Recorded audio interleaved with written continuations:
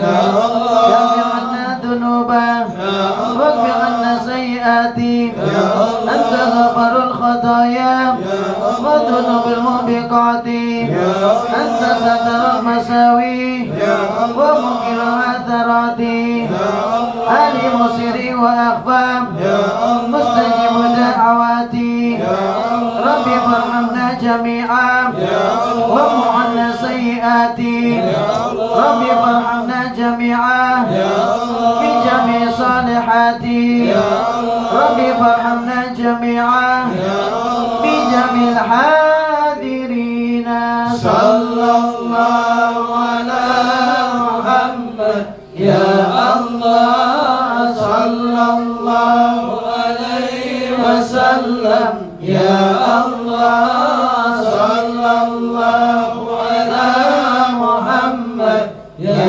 Allah sallallahu alaihi wasallam ya Allah wa ila sallallahu alaihi wasallam waqtana min al-hinayah makulan bi ghuglil hidayah fashraka bi bahaihil fadhan sallallahu alaihi wa ta'ala al-kawn nurihi wa adam ودخل في عقد بيعته من بقي من الخلائق كما دخل فيها من مضى أول فضيلة المعجزات بخمر نار فارس وسكوت الشرفات ورمية الشياطين من السماء وصلوا على النبي محمد اللهم صل وسلم وبارك عليه وعلى آله وصلوا على النبي محمد اللهم صل وسلم وبارك عليه وعلى آله وكان صلى الله عليه وسلم أحسن الناس خلقا وخلقا. Dan ada Nabi kita Muhammad sallallahu alaihi wasallam ahsanan nas, beliau adalah sebaik-baik manusia. Di antara ciptaan Nabi, ciptaan Allah yang sangat banyak, maka manusia adalah yang paling baik. Di antara manusia yang paling baik adalah para orang-orang yang beriman. Di antara orang beriman yang paling baik adalah orang-orang yang ihsan. Di antara orang ihsan, maka yang paling baik adalah orang muttaqin. Mereka lah para nabi dan rasul. Jumlahnya ada 124.000. Di antara 124.000 manusia terbaik itu para nabi. Yang paling baik adalah 313. Itulah jumlah rasul. Di antara 313 yang paling baik adalah nabi dan rasul yang wajib kita ketahui. Jumlahnya 25. Di antara 25 yang terbaik itu, yang paling baik adalah 5 orang ulul azmi. Dan yang paling baik di antara ulul azmi itu yaitu Nabi kita Muhammad sallallahu alaihi wasallam. Beliau yang terbaik dalam segala hal-hal baik. Bahkan semua hal baik itu tersambung dengan Nabi Muhammad. Malam ini adalah tanggal 11. Ada yang mengatakan menghitung malam ini adalah tanggal 10. Malam di mana pertama kali Allah Subhanahu wa taala menitip Nabi Muhammad di kandungan wanita terbaik. Itu telah menikah seorang yang terbaik, Sayyidina Abdullah bin Abdul Muttalib bin Hashim bin Abdul Manaf, dengan wanita terbaik dari Madinah yaitu Sayyidatuna Aminah binti Wahbin. Malam hari inilah ibunda Nabi Muhammad sallallahu alaihi wasallam, beliau mengandung Rasulullah sallallahu alaihi wasallam. Assalatu wassalamu alayka ya Rasulullah. Hadirin dipersilakan berdiri. Assalatu wassalamu alayka ya Habibullah.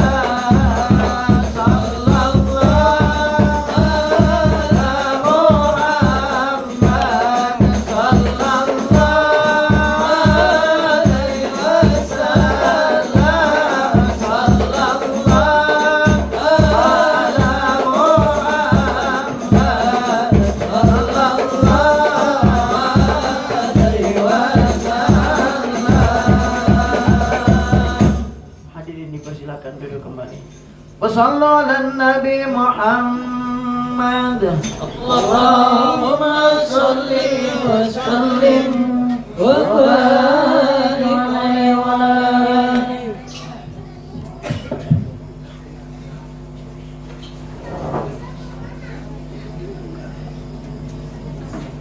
Bismillahirrahmanirrahim. Anak bermain layang-layang, bermain sampai di waktu malam. Jawablah salam kasih dan sayang, salam kebanggaan umat Islam. Assalamualaikum warahmatullahi wabarakatuh. Alhamdulillahirabbil alamin. Assalatu wassalamu ala asyrafil anbiya'i wal mursalin wa ala alihi wa sahbihi ajma'in. Allahumma salli ala Sayyidina Muhammad wa ala ali Sayyidina Muhammadin tibbil qulub wa dawaiha wa afiyatil abdani wa shifaiha wa nuril absari wa diyaiha wa ala alihi wa sahbihi wa sallim. Menjadi ciri umat Nabi Muhammad SAW senantiasa menghormati yang lebih tua, menghargai yang sesama, mencintai yang lebih muda. Maka izinkan kami mengucapkan salam penghormatan kepada segenap para habaib, para alim ulama, para tuan-tuan guru. Salam penghormatan secara khusus kami sampaikan kepada Murabbi Majelis Nurul Mustafa Al-Mukarram wal Muhtaramun, Ustadz Abi Alfi Muhammad Ismail bin Hashim. Kita doakan semoga beliau bersama para habaib, para tuan-tuan guru kita yang lain senantiasa diberkahi, dilindungi, dan diberikan kemenangan dalam setiap langkah perjuangan dakwah beliau semua. Salam penghormatan juga kami sampaikan kepada tamu istimewa kita, guru kita bersama Habib Abdurrahman bin Ja'far Al-Habsyi. Kita doakan semoga Allah senantiasa memberikan kesehatan dan keberkahan kepada beliau sehingga dapat terus memberikan ilmunya kepada kita semua.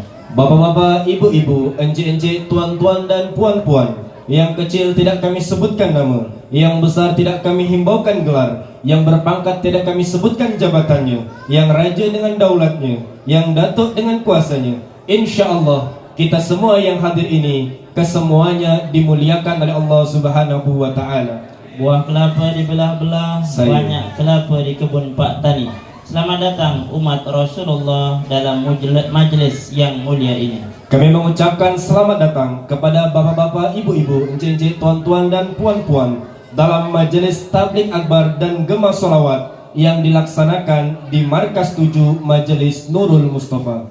Betul sekali Ustadz Naim, dan kegiatan malam ini terasa bertambah istimewa karena kita kehadiran guru mulia kita Habib Abdurrahman bin Ja'far Al-Habsyi.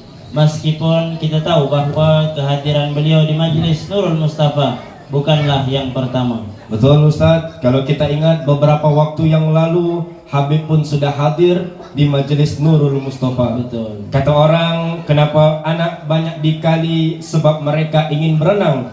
Kenapa Habib datang kembali? Sebab sudah minum air di Tanjung Pinang. Masya Allah, Alhamdulillah. Memang orang-orang mengatakan Saya. bila sudah minum air Tanjung Pinang, Saya. dia akan datang kembali. Dan datang beliau insya Allah, batang kayu sudah pun patah, Saya. menimpa pula si batang sukun. Betul. Habib datang membawa berkah, insya Allah rahmat kian pun turun. Amin ya rabbal alamin. Alhamdulillah, dan malam ini juga Allah Subhanahu wa taala memilih kita semua untuk dapat melakukan kebaikan bersolawat di malam pergantian tahun Masehi.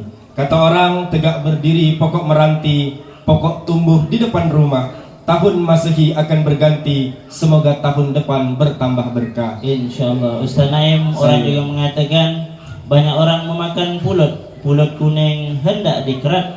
Banyak malam ini orang di tepi laut, kita memilih untuk selawat. Sallu ala Nabi Muhammad. Baik Bapak Ibu, Tuan dan Puan hadirin yang berbahagia, selanjutnya mari kita dengarkan bersama tausiah yang akan disampaikan oleh guru kita Habib Abdurrahman bin Ja'far Al-Habsyi. Kepada beliau dengan hormat kami persilahkan. Sallu ala Nabi Muhammad. Allahumma shalli wa sallim wa barik alaihi. Bismillahirrahmanirrahim. Assalamualaikum warahmatullahi wabarakatuh.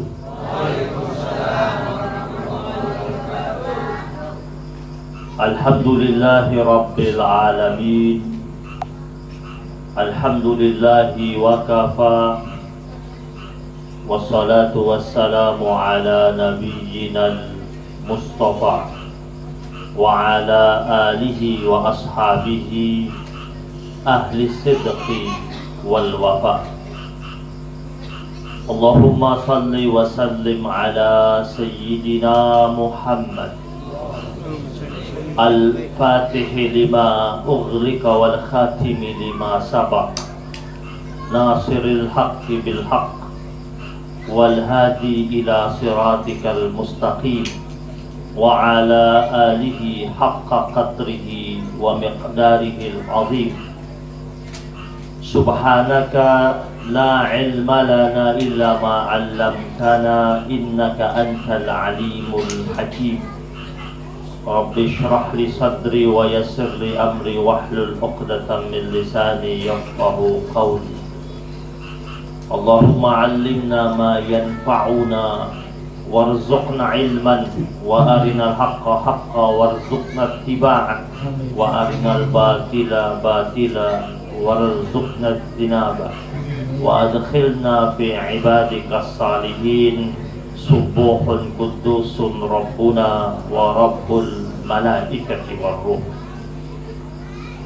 Yang sama-sama kita hormati khadimul majlis, guru kita bersama Al-Ustadz Abi Alfi Ismail bin Hashim, mata'anallahu bituli hayatihi.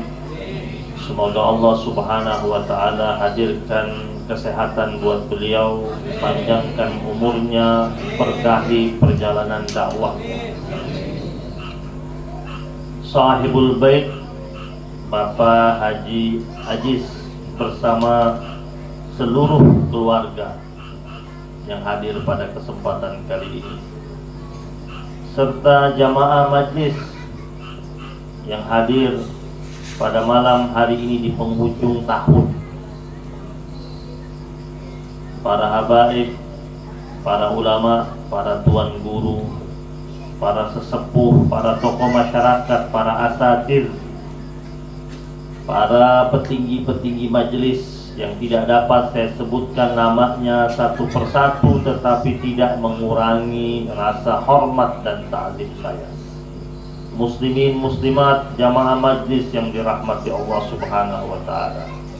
Tak lupa pula dua MC kita yang berpantun ria.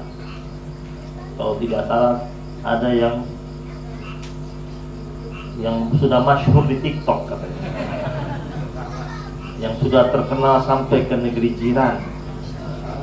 Kita khawatir mudah-mudahan tidak sampai diboyong ke negeri jiran. Kadang-kadang kalau sudah disukai sama negeri jiran, suka diambil kadang-kadang.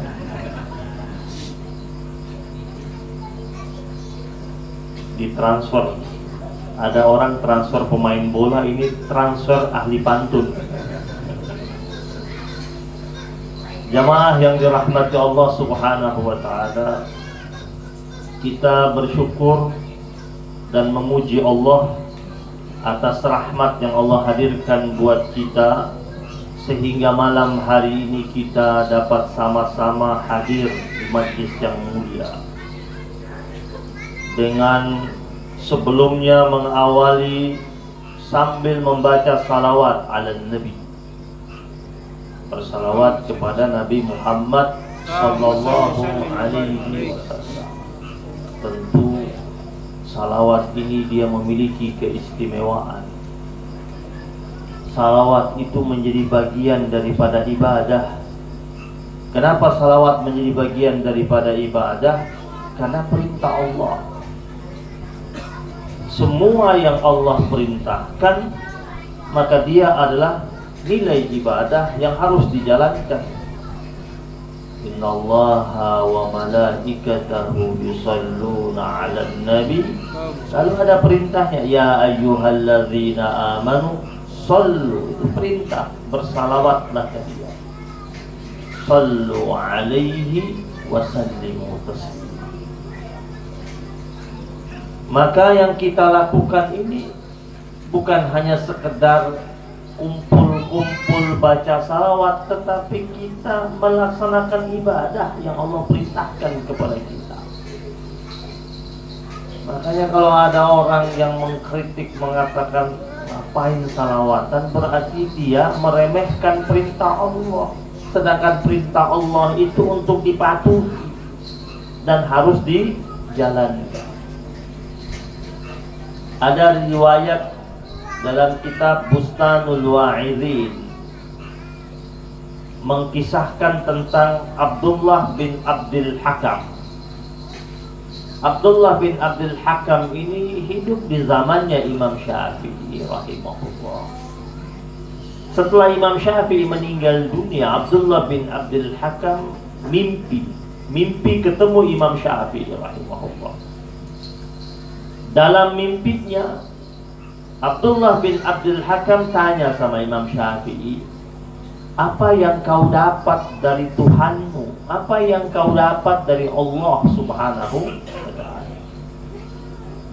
Lalu kata Imam Syafi'i kepada Abdullah bin Abdul Hakam, Allah mengampuni aku, Allah merahmati aku, Allah mengarak aku menuju surganya seperti pengantin yang diarak menuju pelaminan. Itu yang didapati oleh Imam Syafi'i rahimahullah. Kata Abdullah ibn Hakam, apa yang membuat engkau mendapatkan itu? Abdullah bin Abdul Hakam ini, dia ingin tahu apa sebabnya Imam Syafi'i sampai dapat karunia yang begitu baik dari Allah, mendapatkan ampunan, mendapatkan rahmat, dan diarak menuju surganya Allah seperti seorang pengantin yang diarak menuju pelaminan. Antum tahu pengantin? Pernah ngerasain jadi pengantin? Ada yang mau lagi? Ini muka-muka nggak berani karena ibu-ibunya galak-galak. Ada yang belum? Banyak. MC, jadi MC. Tahun depan kalau saya kemari, awas belum nikah. MC belum nikah. Cari dah, minta sama Abi nih. Stoknya banyak pasti Abi. Jangan ngambil orang lain, ngambil jamaah aja. Iya, kalau ngambil orang lain nanti pusing, nanti nggak paham, nggak satu torikah nanti pusing. Yang satu mau ke Malaka, satu mau ke Tanjung Pinang, nggak ketemu. Pengantin diarak menuju pelaminan itu kan bahagia banget. Imam Syafi'i dapatnya itu. Kata Abdullah bin Abdul Hakam, apa yang kau buat? Kau dapat itu, wahai Imam Syafi'i. Kata Imam Syafi'i, karena salawat. Karena salawat. Ini orang alim, ulama, ngarang banyak kitab, muridnya banyak, mazhabnya paling banyak diikuti mazhab Syafi'i, khususnya di wilayah Asia. Kata Imam Syafi'i, berkat salawat. Lalu kata Abdullah bin Abdul Hakam, salawat yang model mana? Salawat banyak. Kata Imam Syafi'i rahimahullah, aku menulis di bagian akhir dalam kitab Ar-Risalah yang aku tulis. Imam Syafi'i banyak ngarang kitab, salah satunya Ar-Risalah. Di bagian akhir kitab Ar-Risalah itu aku tulis, wa sallallahu ala sayyidina Muhammadin kullama zakara dzakirun wa ghafala an dzikrihil ghafilun. Aku tulis itu. Semoga salawat tercurahkan atas Muhammad sallallahu alaihi wasallam kullama zakara dzakirun, setiap atau selama disebut oleh orang-orang yang mengingatnya, wa ghafala an dzikrihil ghafilun, dan dilalaikan oleh orang-orang yang lalai mengingatnya. Artinya, mau orang sebut, mau orang lalai, semoga salawat itu tetap tercurahkan kepada Muhammad sallallahu alaihi wasallam. Itu gara-gara tulisan, bukan bacaan nih, tulisan di kitab. Akhirnya tulisan di bagian akhir kitabnya, di bagian penutup tulisnya itu, wa sallallahu ala sayyidina Muhammadin kullama zakara dzakirun wa ghafala an dzikrihil ghafilun. Abdullah bin Abdul Hakam bangun dari tidurnya. Pagi-pagi dia cari kitabnya Imam Syafi'i rahimahullah. Dibuka kitab tersebut, dilihat bagian akhirnya. Ternyata memang ada tulisan wa sallallahu ala sayyidina Muhammadin kullama zakara dzakirun wa ghafala an dzikrihil ghafilun. Istimewa. Kalau antum buka kitab hadis, cari tentang fadilah salawat, setidaknya lebih dari 40 hadis yang sahih itu berbicara tentang keutamaan salawat ala Nabi. Dan yang mengatakan tentang keutamaan itu awalnya Allah subhanahu wa ta'ala, dari sahabat Nabi Abdurrahman bin Auf rahimahullah wa radhiyallahu ta'ala anhu wa ardhah. Abdurrahman bin Auf itu mengatakan, Nabi itu kalau pergi kemana-mana sekitar 4 atau 5 orang mengikuti Nabi. Suatu hari kebetulan saya itu membersamai Nabi, kata Abdurrahman bin Auf. Abdurrahman bin Auf ini, ibunya dia adalah yang membantu persalinannya Aminah, ibundanya Nabi. Jadi ketika ibundanya Nabi Aminah, Sayyidah Aminah melahirkan Nabi, itu yang membantu persalinan itu adalah ibundanya Abdurrahman bin Auf, yang berkisah, aku sudah sekian lama membantu persalinan orang, hanya kali itu bagaimana mudahnya aku membantu persalinannya Aminah.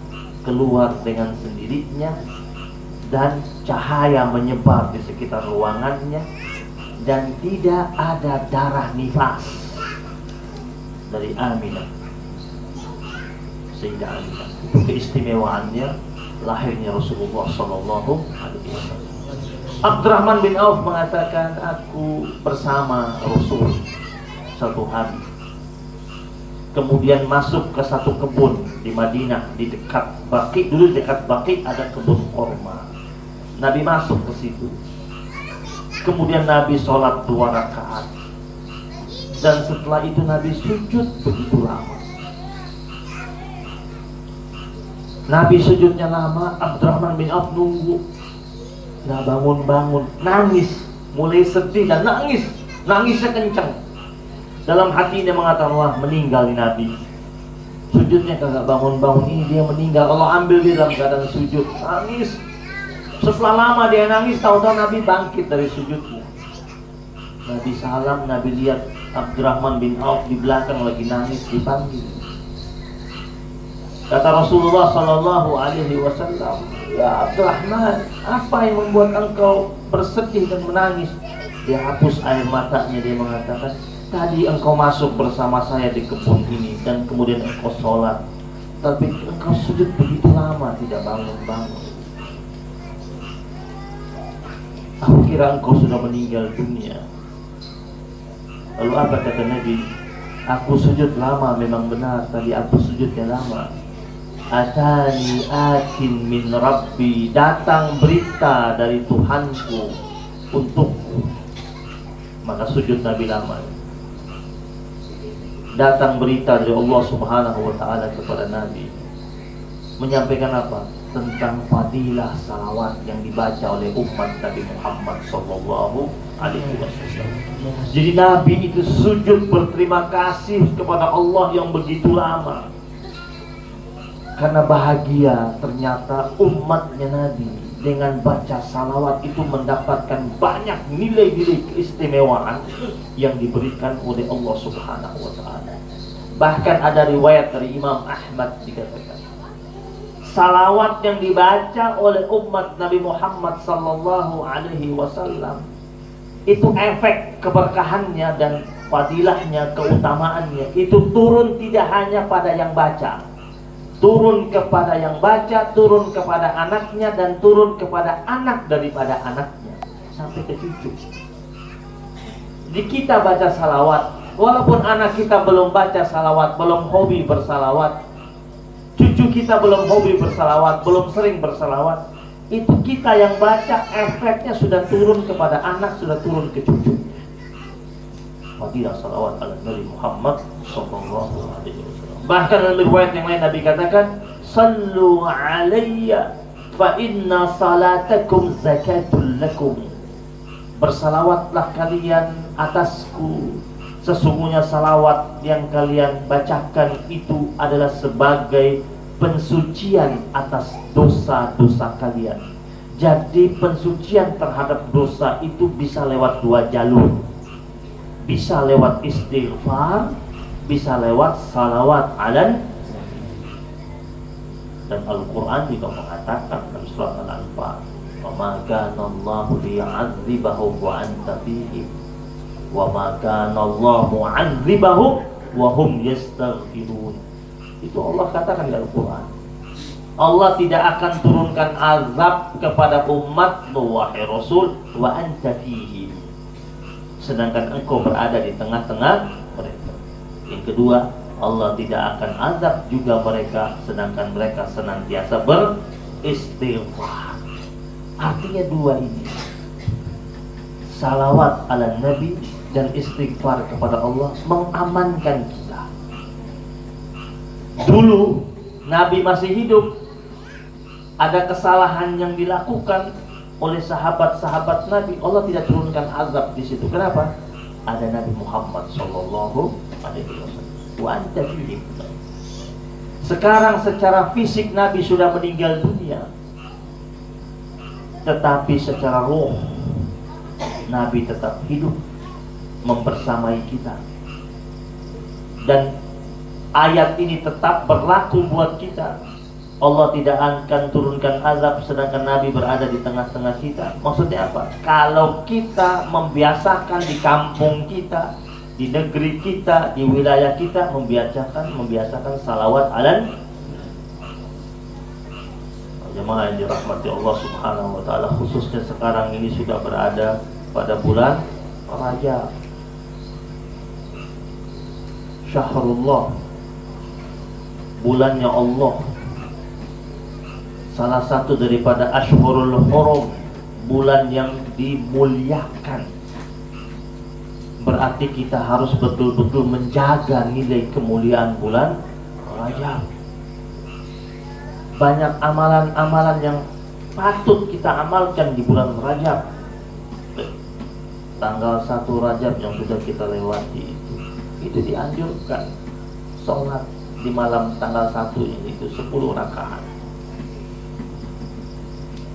Dianjurkan.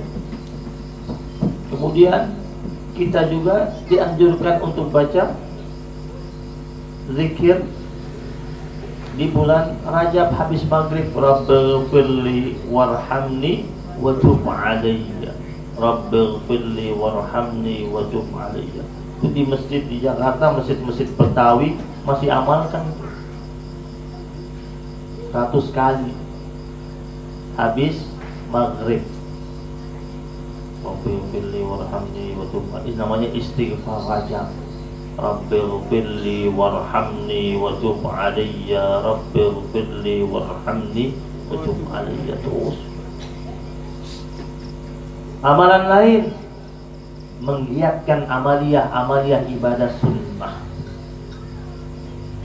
Bulan Rajab itu bulan dimana kita sudah mulai menguatkan amal-amal ibadah sunnah kita, sudah persiapan untuk menyambut Ramadan. Para ulama salafus salihin itu kalau sudah datang Rajab itu dia sudah siap-siap, sudah betul-betul menggiatkan kembali tilawah Al-Qur'annya, lebih dikuatkan lagi, lebih digiatkan lagi, bacaannya semakin banyak, zikir-zikirnya dikencangkan kembali. Kemudian salawat-salawat, amal ibadah lain seperti puasa-puasa sunnah, puasa Senin, Kamis, puasa Ayyamul Bid, atau ada orang yang mengamalkan puasa Daud ketika datang bulan Rajab. Maka dikatakan oleh para ulama, bulan Rajab dan bulan Sya'ban itu adalah bulan persiapan, isti'dad untuk melakukan pendaratan yang begitu mulus dan begitu indah di bulan suci Ramadan. Jadi ketika datang Ramadan, take off-nya itu udah aman semuanya. Ibarat pesawat itu di bulan Rajab sama bulan Sya'ban udah dicek semuanya, kesiapannya, bahan bakarnya, kebersihannya, pilot-pilotnya yang akan menerbangkan pesawat tersebut, awak kabinnya, udah semua dirapiin semuanya. Maka ketika datang 1 Ramadan nanti, take off-nya running well, take off-nya tuh lancar, take off-nya lancar, dan mendaratnya juga di bulan suci Ramadan. Contoh yang tidak mempersiapkan dari bulan Rajab dan Sya'ban biasanya, nanti lihat kalau datang awal Ramadan. Contoh yang tidak mempersiapkan dari awal bulan Rajab dan Sya'ban itu ketika datang Ramadan, semangat tarawehnya hanya hari-hari awal. Yang bertahan sampai ujung taraweh, ujung akhir taraweh itu orang yang memang sudah mempersiapkan dari bulan Rajab dan Sya'ban. Karena sudah terbiasa, sudah terlatih ulang. Tapi kalau yang tidak persiapan dari bulan Rajab itu ketika datang Ramadan rame tarawehnya. Kapan? Hari pertama sampai hari ketiga atau hari kelima. Sampai DKM masjid repot nyiapin karpet, nyiapin apalagi terpal. Wah, ini jamaah tidak mencukupi, sampai musyawarah mau perluas masjid. Kata saya, perluas dulu masjid. Mau perluas masjid cuma 3 hari ramenya. Udah masuk hari ke-10, safnya mengalami kemajuan, maju ke depan. Ramenya di mana? Lebih rame di kafe, duduk habis buka puasa itu nggak bangun-bangun, nggak tahu maghrib, nggak isya, nggak buka puasa rame, nggak ada datang ke masjid lagi. Tapi kalau yang memperkuat ibadahnya dari bulan Rajab, semangat. bertahan dia sampai penghujung Ramadan. Celakanya di masyarakat kita, yang suka bertahan di penghujung Ramadan siapa? Pensiunan. Sholat taraweh, nanti lihat tuh sholat taraweh. Ada masjid sekarang bikin 2 kloter tuh. Ada kloter 20, ada kloter 8. Dapat 8 rakaat, imamnya balik badan silakan. Yang 8 mundur. Itu yang mundur yang muda-muda. Aki-aki maju ke depan. Kan terbalik sebenarnya. Yang berdirinya udah miring-miring tuh yang maju. Yang kuat sholatnya sampai 20. Artinya yang muda-muda itu kenapa nggak kuat? Padahal fisiknya kuat. Kenapa nggak kuat sholat itu? Karena yang muda-muda itu berdiri sholatnya tidak pakai hati. Yang tua-tua itu kenapa kelihatan kuat? Karena dia berdiri tegak sholatnya pakai hati. Makanya kuat dan dikuatkan sama Allah. Ini sholat ini kan ibadahnya bukan saya sekedar kita pakai fisik. Ada hudurul qalb, hatinya harus hadir. Makanya kenapa ketika kita Allahu Akbar, itu kan kita sedang mi'raj sebenarnya. Maka dikatakan sholat sebagai mi'rajul mukminin. Mi'rajnya seorang mukmin dengan Tuhannya. Mi'raj itu apa? Komunikasi langsung kita dengan Allah. Maka ketika kita sedang takbir Allahu Akbar, sejatinya kita sedang tidak berada di Tanjung Pinang. Pas kita takbir Allahu Akbar, ini ruh kita, hati kita ini sudah mi'raj Allah Subhanahu wa ta'ala.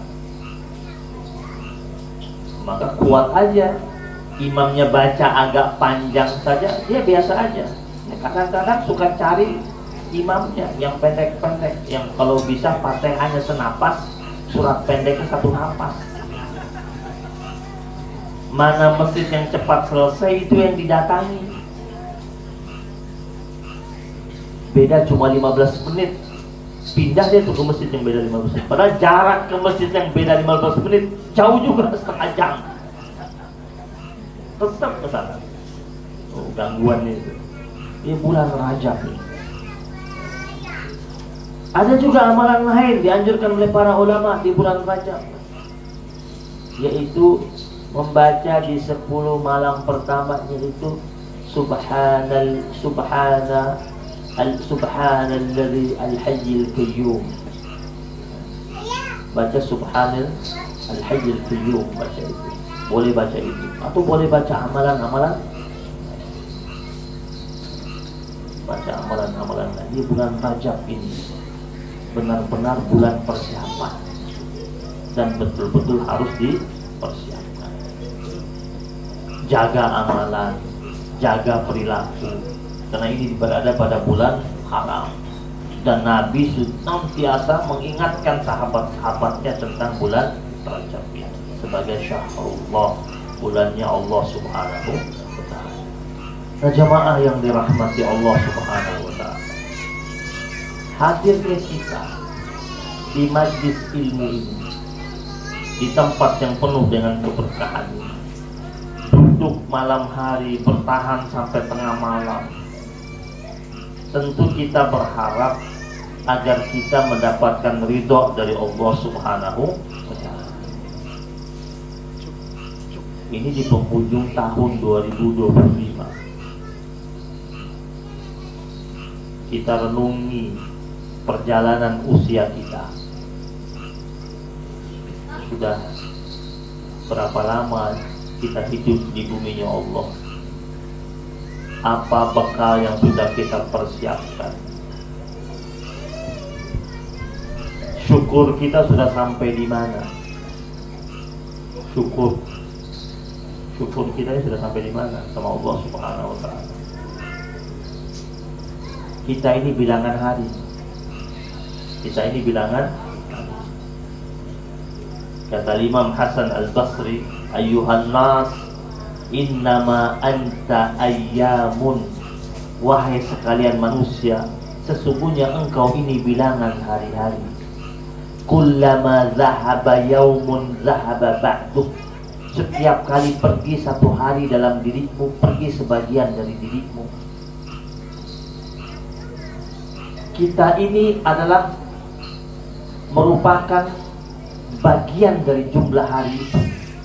Setiap kali pergi satu hari, pergi sebagian dari diri kita. Pergi kekuatan kita, pergi otot kita, pergi ketampanan kita, pergi kecantikan kita, pergi jabatan dan posisi kita. Kullama zahaba yaumun zahaba ba'du. Allah kasih kita malam dan siang. Innal laila wan nahara ya'malani fi. Sesungguhnya malam dan siang itu bekerja untukmu. Allah kasih malam dan siang itu untuk servis kita. Fa'mal fihima, maka tugas kita itu apa? Beramal di malam dan siang tersebut. Secara sadar, kita sudah dikasih malam, malam kita pakai buat apa? Kita dikasih siang, siang kita kerjakan untuk apa? Makanya kenapa jamaah sekalian, Nabi Shallallahu Alaihi Wasallam mengingatkan kepada kita tentang ada dua nikmat yang membuat kita ini suka lalai dan tertipu. Ni'matani maghbunun fihima katsirun minan nas. Ada dua nikmat yang banyak membuat orang itu tertipu. Apa itu? As-sihhatu wal faragh. Nikmat sehat dan nikmat waktu luang. Kita kan kalau lagi sehat suka tertipu. Lagi sehat, bilang apa? Mumpung lagi sehat. Macam-macam kalau lagi sehat. Pas udah mulai sakit, datang deh ke Allah Subhanahu wa ta'ala. Giliran sehat, nggak ingat Allah Subhanahu wa ta'ala. Sehat. Wal faragh, waktu kosong. Kita kan suka ngomong kalau waktu kosong, enaknya kemana nih ya? Kan itu. Liburan nih, kosong nih, kemana ya? Nongkrong di mana ya? Jarang juga yang bilang majlis di mana ya? Nongkrong kemana? Jalan-jalan kemana? Masa kosong? Makanya dahulu ada salah seorang ulama, dia lagi jalan lewatin sebuah kedai. Di kedai tersebut lagi ada anak-anak muda lagi nongkrong, lagi minum teh, minum kopi, sambil makan kue-kue ringan dan bermain dadu. Ulama tersebut ketika dia lewat, dia ucapkan salam, assalamualaikum. Mereka semua jawab waalaikumsalam. Ulama itu lewat. 4 jam kemudian ulama itu pulang dari tempat tujuannya, lewat jalan yang sama, lewatin kedai itu juga. Ketika dia lewatin kedai tersebut, dia lihat di kedai tersebut anak-anak muda dengan wajah yang masih sama, masih duduk di tempat yang sama dengan cangkir-cangkir yang sama, sambil ngobrol, sambil bercanda, sambil main-main dadu. Kata ulama tersebut, wallahi demi Allah, jika seandainya saya diizinkan untuk bisa beli waktu mereka, saya mau beli waktu mereka. Tapi tidak bisa beli. Kita semua dikasih jatah waktu yang sama, 24 jam. Ada di antara kita yang waktunya 28 jam? Ada di antara kita yang waktu cuma dikasih sama Allah 10 jam? Enggak. Semua dikasih jatah waktu yang sama. Allah cukup adil. Tetapi masing-masing kita menggunakannya dengan cara yang berbeda. Makanya dikatakan waktumu itu adalah umurmu. Waktu kita ini umur kita itu. Satu-satunya ciptaan Allah yang tidak mau nunggu kita. Dia jalan terus dan berdetak terus dan tidak pernah berhenti. Gak bisa kita berhenti sebentar, gak bisa. Dia jalan terus, gak mau nunggu. Dan Allah paling sering, paling banyak bersumpah atas nama waktu di dalam Al-Quran. Dan Allah kalau sudah bersumpah atas nama ciptaannya, berarti kita disuruh untuk mengambil perhatian serius atas apa yang Allah telah sumpah itu. Mulai dari waktu pagi, was-subhi idza tanaffas, demi waktu subuh ketika manusia mulai bernafas, mulai waktu fajar, wal fajri, masuk waktu duha, wad duha, masuk waktu siang dan malam, wal laili idza yaghsha, wan nahari idza tajalla, demi waktu malam yang gelap gulita, demi siang hari yang terang benderang. Dan semua detik yang kita lewati ini bakal ditanya oleh Allah Subhanahu wa ta'ala. Semua yang kita ucapkan apa saja bakal ditanya sama Allah Subhanahu wa ta'ala. Alam naj'al lahu 'ainayn wa lisanan wa syafatayn. Allah bilang, bukankah kami telah menjadikan buat dia dua mata? Dua mata yang dipakai ditanya sama Allah, kau pakai buat apa? Melihat grup WhatsApp lebih lama atau melihat ayat-ayat Al-Quran? Ya. Mana yang dipakai? Lisan yang Allah kasih itu dipakai buat apa? Bergunjingkah, berghibahkah, atau dipakai untuk mengucapkan kalimat-kalimat thayyibah? Allah tanya semuanya. Tidak ada kata yang keluar lewat lisan kita, kata Imam Ibnu Katsir ketika menafsirkan firman Allah ini, kecuali ditanya rinci oleh Allah Subhanahu wa ta'ala. Allah siapkan kita itu malaikat yang Allah katakan kiraman katibin.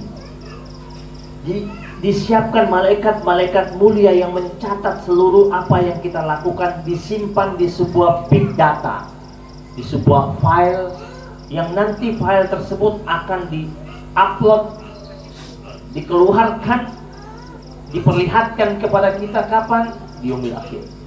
Dan file dan data-data tersebut tidak pernah expired, tidak bisa terbakar, tidak bisa hilang. Dan malaikat yang mencatat Allah sebut apa? Kiraman katibin. Malaikat-malaikat mulia yang kagak bisa disogok. Jadi betul-betul mulia. Jemaah yang dirahmati Allah Subhanahu wa ta'ala, maka jadikanlah setiap detik itu berharga, setiap detik itu bernilai, setiap detik itu bermakna, setiap nafas yang kita tarik dan kita keluarkan itu betul-betul bermanfaat. Kata Imam Ibnu Qayyim rahimahullah, ya, waktu itu adalah anfasun la ta'ud, hentakan dan tarikan nafas yang tidak pernah bisa diulang. Kita ini tidak bisa ngulang untuk tahun 2025 ke belakang lagi, nggak bisa. Nggak bisa. Tarikan kita hari ini, tarik, buang, bisa ulang lagi nggak? Nggak bisa ulang. Maka tarikan berikutnya tarikan baru, hentakan hempasan berikutnya hempasan yang baru lagi. Nggak bisa lagi diulang. Maka jemaah yang dirahmati Allah, yang dimuliakan Allah Subhanahu wa ta'ala, kita bahagia, kita bersyukur Allah tempatkan kita bisa hadir di majlis ilmu. Allah ringankan hati kita, mudahkan langkah kita untuk duduk sama-sama berzikir, mengingat Allah Subhanahu wa ta'ala, merenungi tentang waktu yang sudah kita lalui, sambil mengingat-ingat mana yang masih kurang, mana niat-niat yang sudah kita miliki yang belum kita realisasikan. Karena kebiasaan manusia hobinya apa? Koleksi niat. Niatnya banyak banget, koleksinya. Pas untuk aplikasinya, melakukannya nanti dulu. Tapi ala kulli hal tidak apa-apa, yang penting sudah ada niat. Tinggal bagaimana menjalankan apa yang diniatkan itu. Nabi ingatkan kepada para sahabat-sahabatnya, la tazulu qadama 'abdin yawmal qiyamah Ini kaki kita di hari kiamat nanti tidak akan bergeser hatta yus'ala, sampai ditanya. Yang pertama ditanya apa? Di padang mahsyar. Yang pertama kali. An umrihi fima afna. Tentang umurnya dia habiskan buat apa? Ditanya. Jadi jangan dikira nih umur yang kita pakai ini kagak bakal ditanya, kata Nabi. An umrihi fi ma'afna. Itu sebelum pertanyaan mengenai ilmunya, sebelum ditanya mengenai tentang hartanya, ditanya tentang apa? An umrihi fi ma'afna. Umurnya dipakai buat apa, digunakan buat apa, dihabiskan untuk apa? Ditanya itu, nongkrongnya di majlis sama nongkrong di tempat lain banyakan mana? Kalau duduk di majelis ilmu itu suka pada nggak betah, suka nengok jam. Iya. Ada nggak orang kalau dia duduk di kafe nengok jam? Enggak. Tapi kalau duduk di majelis ilmu dia tengok jam. Jam berapa ya? Kapan selesai ya?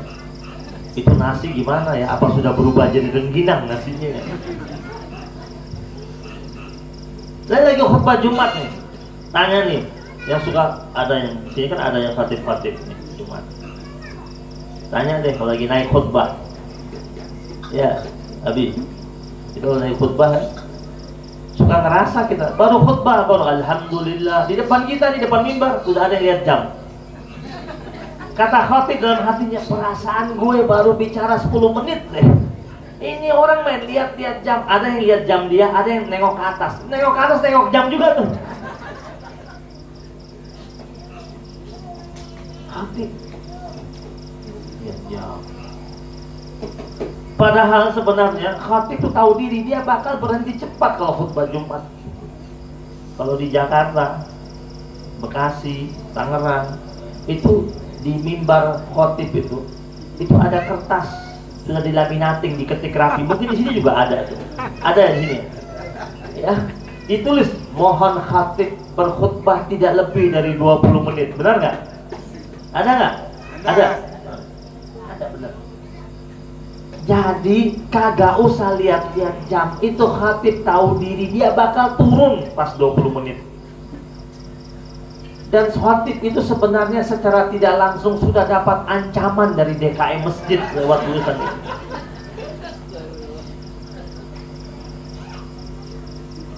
Bantang ya.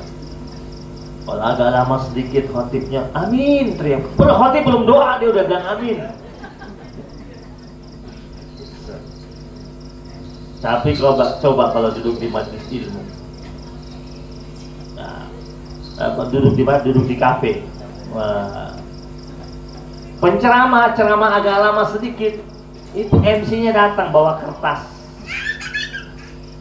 Waktu tinggal 5 menit tulis tuh. 5 menit lagi, mesti tahu. Nanti disuruh 5 menit lagi off dah, tutup. Pernah nggak lihat ada diva penyanyi lagi nyanyi sudah 2 jam nyanyinya, MC-nya kasih kertas.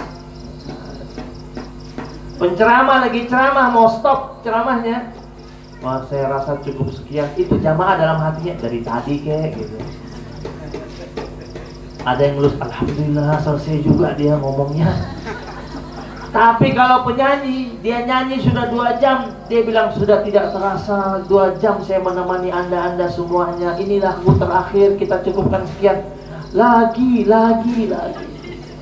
Pernah nggak ada penceramah pas mau stop jamaahnya bilang lagi, ada nggak?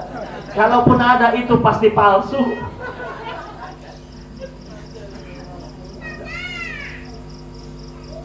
Dan memang hasil penelitian, kalau ceramah atau isi kajian setidaknya antara 45 menit sampai 1 jam. Jangan lewat. Karena kalau lewat dari itu, hasil kajian mengatakan secara psikologis jamaahnya sudah mulai nggak konsentrasi. Betul itu. Apalagi ini di sini alhamdulillah nih, tidak ada makanan beredar lebih dulu. Apalagi pas lagi ceramah itu makanan beredar.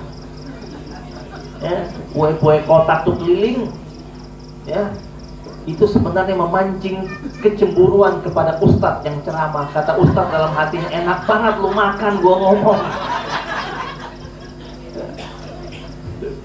Itu yang pertama. Yang kedua, itu sebenarnya tidak baik buat jamaahnya. Itu datang masuk kue kotak beredar.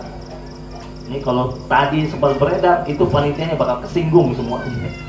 Beredar tuh kue, terus jamaahnya mulai konsentrasi, bukanya lihat ustadznya buka dia.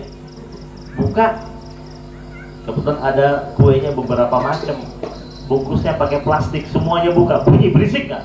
Berisik, plastik bunyi. Udah sambil punya dia makan.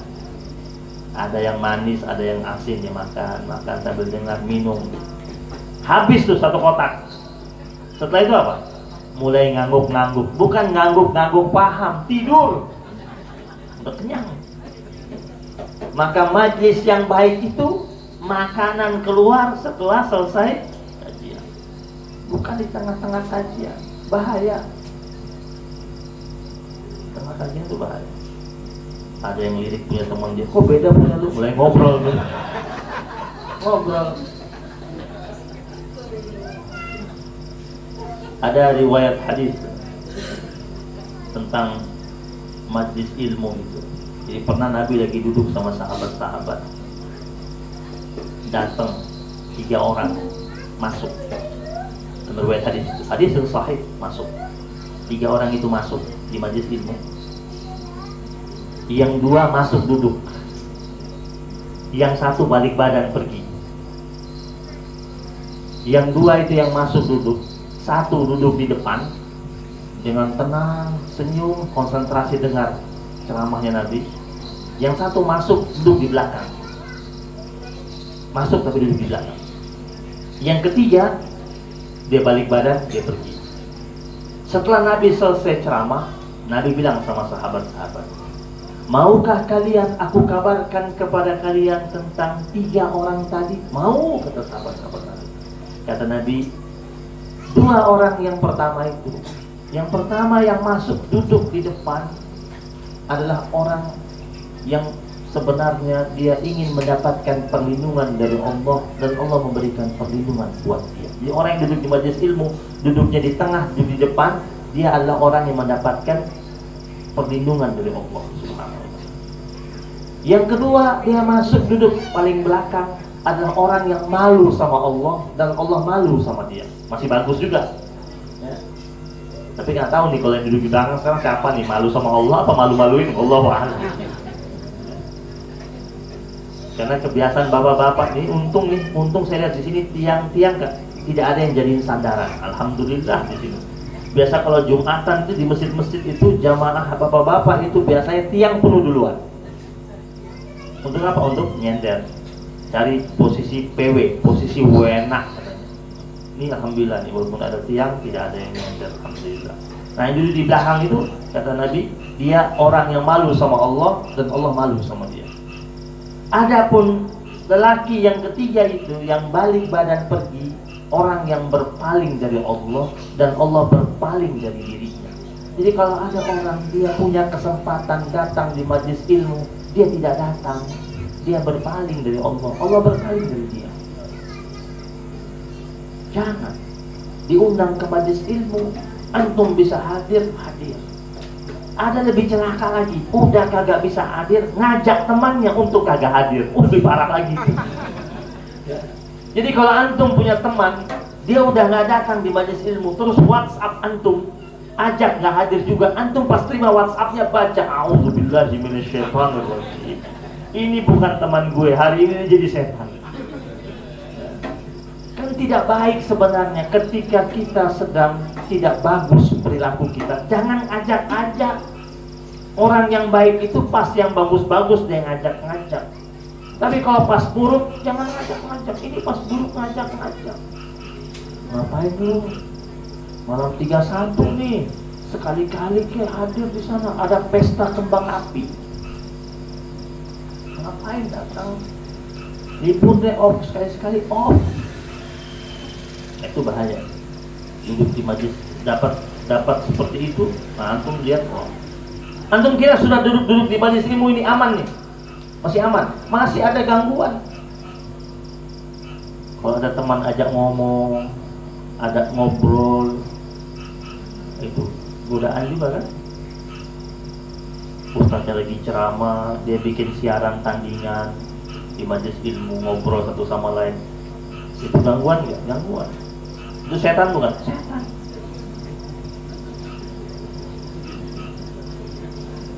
Iya. Jadi kalau kita datang di majelis ilmu, sudah niatnya i'tikaf di majelis ilmu. Saya niatnya i'tikaf di majelis ilmu sampai jam sekian dari habis isya. Udah niat, pasang niat, kuatkan hati. Kita ini dikasih waktu banyak sama Allah. Pertanyaannya, kita pakai buat Allah berapa? Ada orang punya duit banyak, dia bisa pergi kemana-mana dengan duitnya, ke Eropa, ke negara-negara Eropa, keliling dia, ke negara-negara Asia dia keliling. Tapi dengan duitnya dia tidak sampai ke masjid. Kan kasihan ini. Duit ada banyak, dia pergi keliling dunia, tapi masjid depan rumahnya dia nggak sampai-sampai. Dia bisa ajak anaknya pergi ke tempat-tempat rekreasi, tapi dia tidak bisa ajak anaknya berangkat ke masjid sama-sama, melangkah ke masjid. Kayak apa ini? Banyak yang kayak begitu. Kasihan banget. Terus dia masih mau berharap anaknya bisa menjadi anak waladun saleh yad'ulah, anak saleh yang mendoakannya. Waktu kita ini pendek. Al-hayatu sa'a faj'al hatta'ah. Waktu ini cuma sekejap. Kehidupan ini cuma sebentar. Faj'al hatta'ah.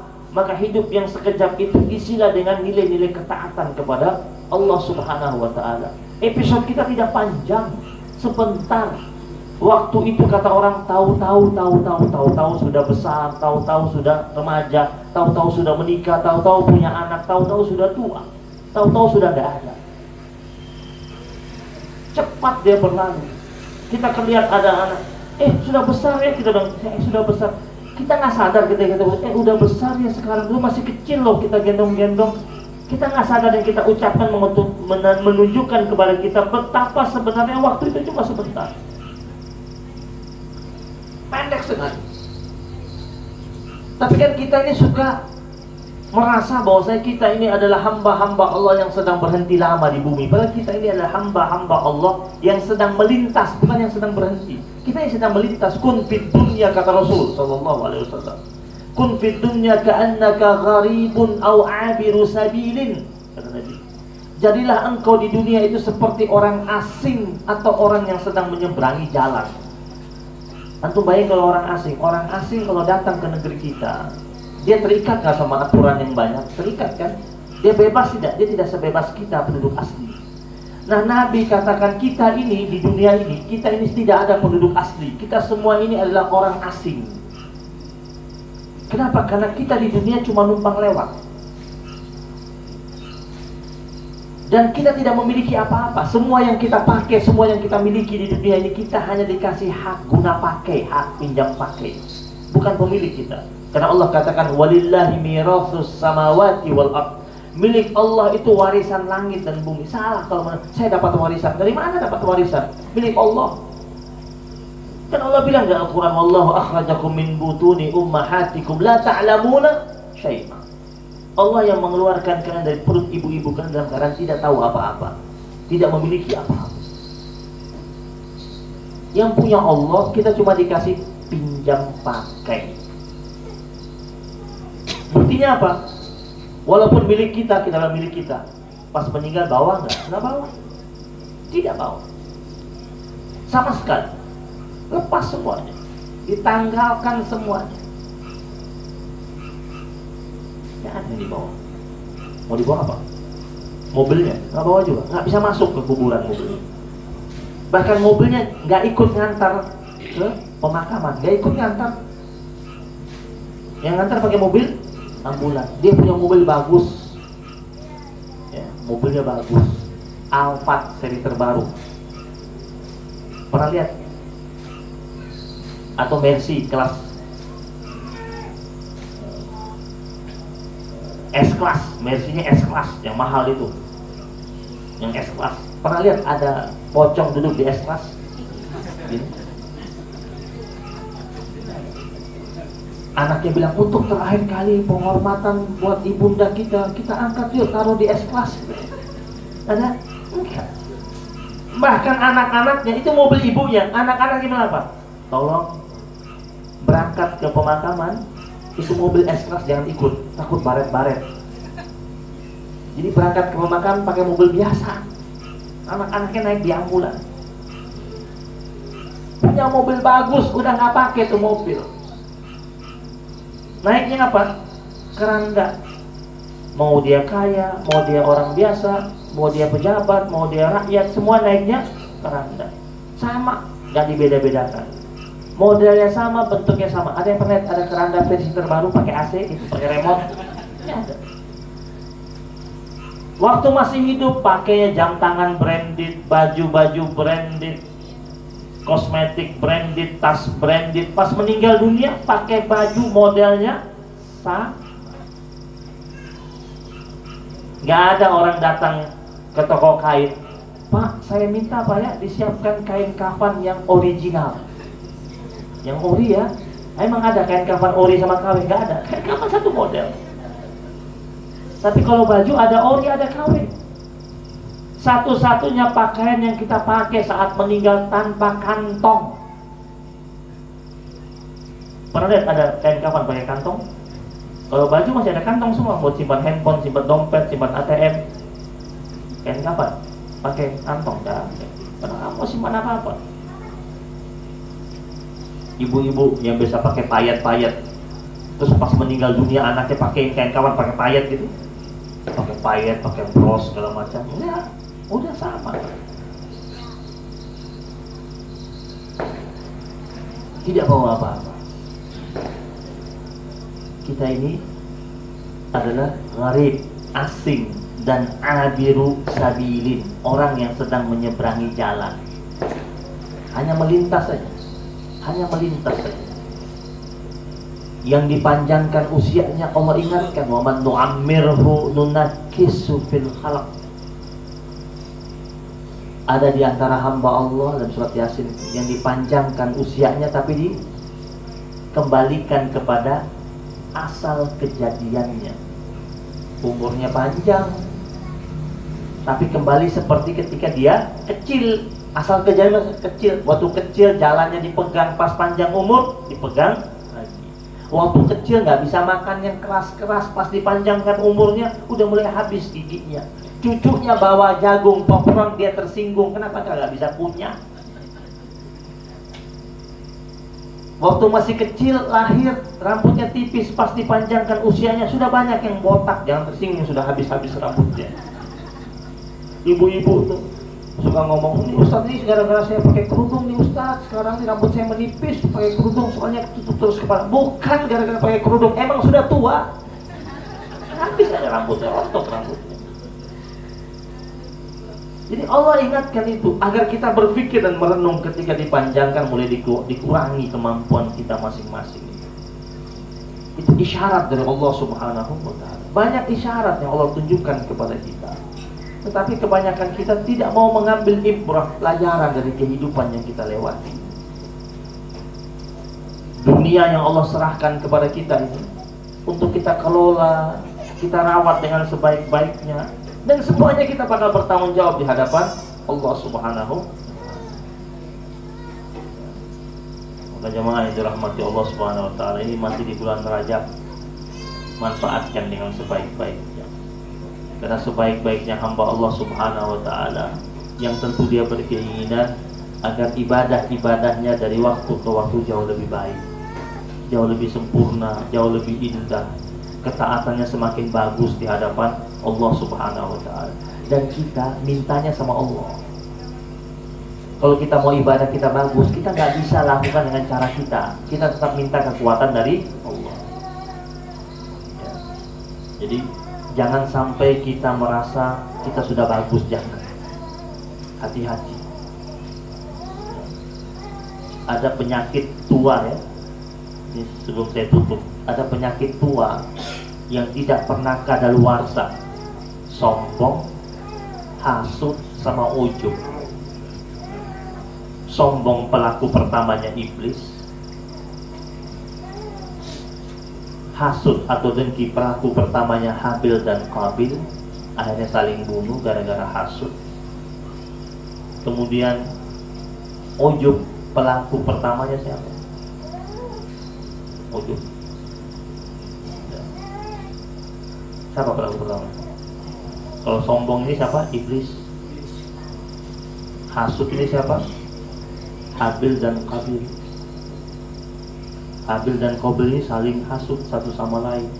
Akhirnya mereka saling bunuh satu sama lain. Pertumpahan darah pertama kali terjadi itu gara-gara hasud yang dimiliki antara Habil dan Qabil. Ujub ini ijabul mar'i li nafsi. Manusia yang merasa dirinya lebih baik daripada yang lainnya, lebih sempurna. Kata ulama salafus salihin, orang yang riya itu orang yang tidak menjalankan iyyaka na'budu. Orang yang ujub itu tidak menjalankan iyyaka nasta'in. Iyyaka na'budu, iyyaka nasta'in. Itu suka baca kan? Orang yang riya itu orang yang tidak menjalankan iyyaka na'budu. Apa artinya iyyaka na'budu? Hanya kepadamu ya Allah kami menyembah. Artinya kalau kita sholatnya kita untuk Allah. Orang yang riya sholatnya untuk manusia, untuk dilihat, untuk dipuji. Maka kita berusaha jangan sampai masuk di riya itu. Karena orang yang riya dia tidak menjalankan nilai iyyaka na'budu. Ibadahnya bukan untuk Allah, tetapi untuk dilihat dan dipuji oleh manusia. Orang yang ujub dia tidak menjalankan iyyaka nasta'in. Apa iyyaka nasta'in? Hanya kepadamu ya Allah kami memohon bantuan dan pertolongan. Nah, orang yang ujub dia tidak pernah merasa bahwasanya semua yang dia miliki, yang dia dapati, yang dia hasilkan karena dibantu sama Allah. Dia merasa itu hasil kerja kerasnya dia, atau dia bahkan merasa hasil kerjasama dia dengan Allah. Jangan pernah terpikir ini hasil kerjasama saya sama Allah. Jangan pernah. Jangan sampai kita mengatakan ini saya jadi begini karena memang hasil saya wiridan saya bikin jadi begini. Enggak, itu karena Allah baik. Karena yang wirid seperti kita juga banyak, yang bahkan ada lebih kuat daripada kita wiridnya, zikirnya. Tapi karena Allah baik, Allah pilih kita untuk dikasih sama Allah Subhanahu wa ta'ala. Maka dalam surat Yunus Allah katakan, wa yamsaskallahu bidurrin fala kashifa lahu illa huwa. Jika Allah Subhanahu wa ta'ala menginginkan ada hal buruk menimpa dirimu, fala kashifa lahu illa huwa. Tidak ada yang bisa mengeluarkan engkau, menyelamatkan engkau dari kesulitan tersebut kecuali Dia, Allah Subhanahu wa ta'ala. Jadi kalau ada kesulitan yang datang, kita memang berikhtiar secara duniawi untuk keluar dari kesulitan tersebut, tapi yakin ini Allah yang punya rencana untuk keluarkan itu. Jika terbuka jalan, yang buka jalan itu Allah, bukan semata-mata karena keahlian kita untuk keluar dari masalah tersebut. Wa yuridka bi khairin fala radda li fadlihi, kata Allah. Jika Allah menginginkan ada kebaikan masuk dalam hidupmu, fala radda li fadlihi, maka tidak akan ada yang dapat menolak karunia Allah yang bakal turun buat dirimu. Walaupun datang 1000 orang yang mau halangi, mau tahan, gak bakal. Wala radda yusibu bihi may yasha min ibadihi, kata Allah. Dia Allah Subhanahu wa ta'ala memberikan segala macam aneka kebaikan kepada hambanya, suka-sukanya Allah Subhanahu wa ta'ala. Maka kita harus betul-betul sandarkan sama Allah, harapkan sama Allah Subhanahu wa ta'ala. Zikir ini, majlis ini, itu mengajarkan kepada kita untuk betul-betul bagaimana merajut keintiman kita dengan Allah. biar keintimannya terjaga terus, ingatan harus ada terus. Kita sama kekasih kita itu kan, kita menjadi lengket terus sama dia kapan? Ketika kita ingat dia, dia ingat kita. Kita sering sebut nama dia, dia sering sebut nama kita. Kita ingat apa yang dia sukai dan kita ingat juga apa yang tidak dia sukai, sehingga kita berusaha untuk jaga rasa dan hatinya, sehingga akhirnya harmoni itu ada. Nah, kita ingin ada harmoni antara kita dengan Allah, ya kita harus lakukan itu juga. Menjaga apa yang Allah perintahkan, menjauhi apa yang Allah larang, berusaha ingat Allah setiap saat, menyebut Allah setiap saat. Fadhkuruni adzkurukum, kata Allah, kau ingat aku ingat engkau, kata Allah. Bahkan Allah cara mengingatnya itu pada kita jauh lebih banyak, jauh lebih seru, jauh lebih dahsyat balasan Allah Subhanahu wa ta'ala. Ini matanya sudah sebagian ada yang 5 watt, mungkin agak sedikit lapar, dan mudah-mudahan majlis kita ini diberkahi Allah Subhanahu wa ta'ala, dihadirkan kebaikan buat kita, Amin. dikabulkan segala macam bentuk hajat oleh Allah Subhanahu wa ta'ala. Yang sakit Allah angkat penyakitnya, disehatkan sebagaimana sedia kala. Yang punya hajat dikabulkan hajatnya. Yang belum berjodoh mudah-mudahan segera dapat jodohnya. Yang punya hutang diselesaikan hutangnya. Yang punya keinginan dipenuhi segala macam bentuk keinginannya. Yang punya posisi Allah perbaiki posisi dan jabatannya. Yang punya usaha dilancarkan usahanya. Dan mudah-mudahan Allah hadirkan majlis kita majlis yang penuh dengan keberkahan dan dirahmati oleh Allah Subhanahu wa ta'ala.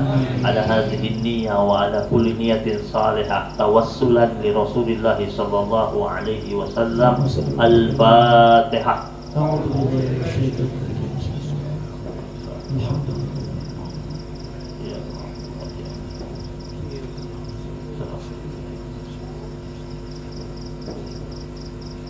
Rabbana taqabbal minna innaka antas samiul alim wa tub alaina ya maulana innaka antat tawwabur rahim. Allahumma bihaqqil Fatihah wa bi sirril Fatihah wa bi mu'jizatil Fatihah wa bi karamatil Fatihah wa bi barakatil Fatihah wa bi haqqi man unzilat alaihi suratul Fatihah. Ya farijal ham wa ya kashifal gham, ya man li'abdihi yaghfir wa yarham. Da'wahum fiha subhanakallahumma wa tahiyyatuhum fiha salam wa akhiru da'wahum alhamdulillahi rabbil alamin. Wal afu minkum, mohon maaf atas segala kekurangan. Wabillahi taufiq wal hidayah. Wassalamualaikum warahmatullahi wabarakatuh. Allahumma barik lana fi Rajab wa Sya'ban wa balighna Ramadan.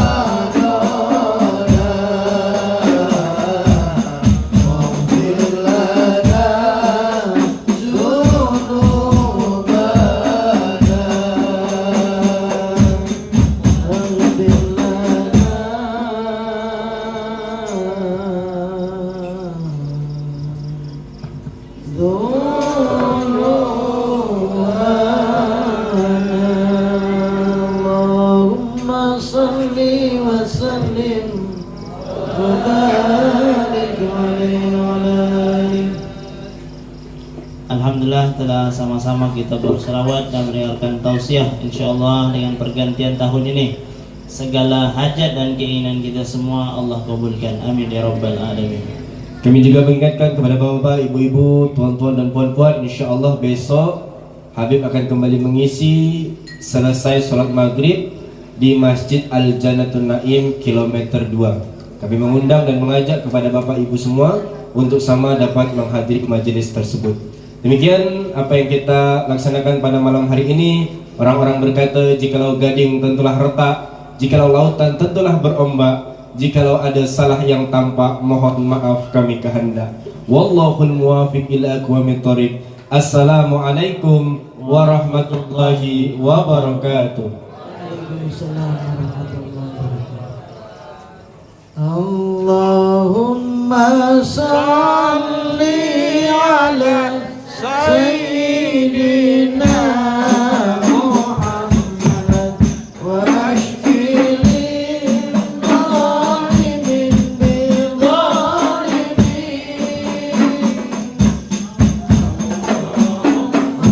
Allahumma salli ala Sayyidina Muhammad wa ashkilin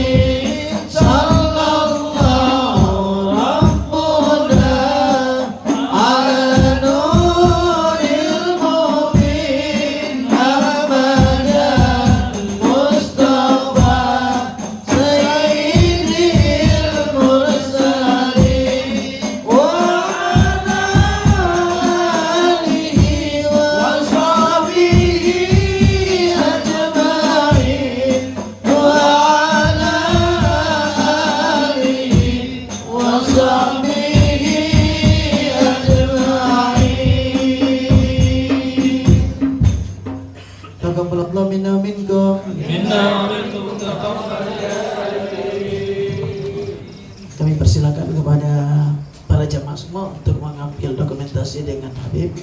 Mudah-mudahan menjadi kenang-kenangan yang baik. Habib biar di tengah aja, yang lainnya baca Habib ini.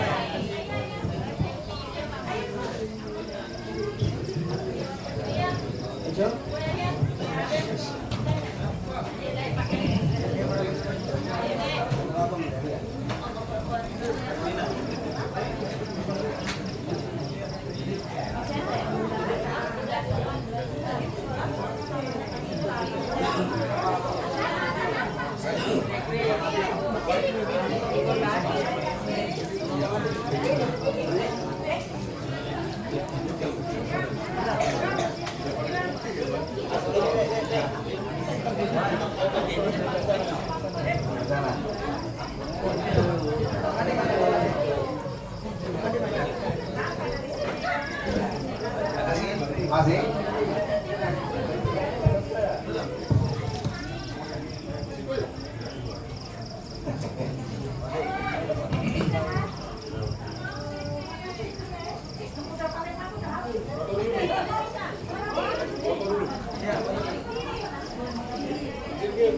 Satu, dua, tiga.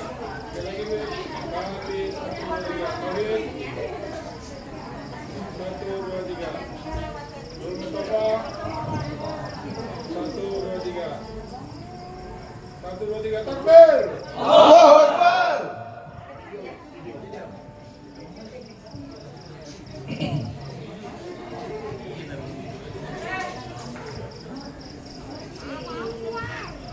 Satu, dua, tiga.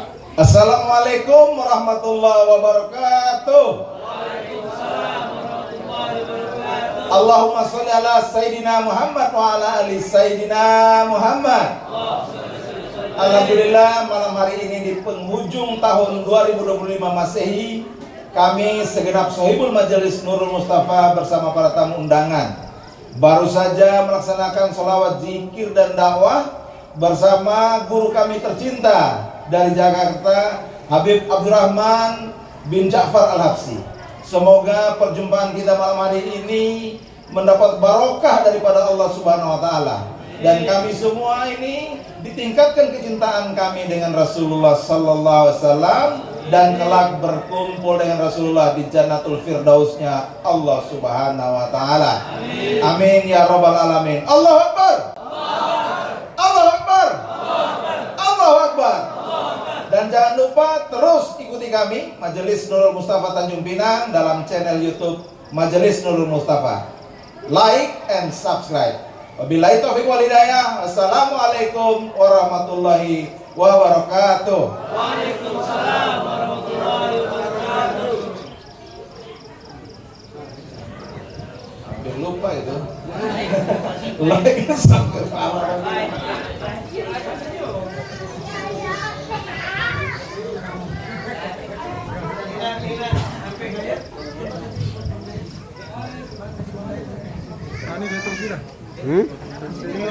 Ah, betul. Sangat ni dia kira. Ah, ni dari ni dari orang.